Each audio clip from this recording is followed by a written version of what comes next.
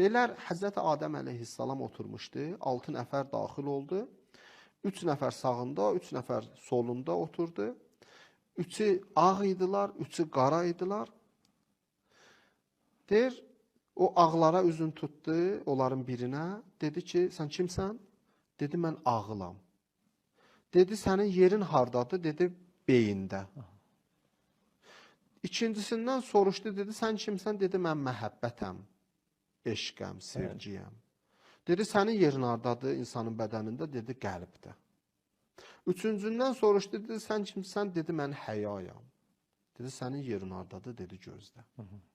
Sonra sol tərəfinə üzün tutdu, o qara rəngdə olanlardan soruşdu. Dedi, birindən soruşdu, dedi, sən kimsən? Dedi, mən təkəbbürəm. Dedi, sənin yerin haradır? Dedi, beyin. Dedi, onda ağılla bir yerdəsiz. Dedi, yox, mən gələndə ağıl gedir. Təkəbbür dedi, mən gələndə ağıl gedir. İkincisindən soruşdu, dedi, sən kimsən? Dedi, mən həsəd, paxıllıq. Dedi, sənin yerin haradır? Dedi, ürək, qəlb.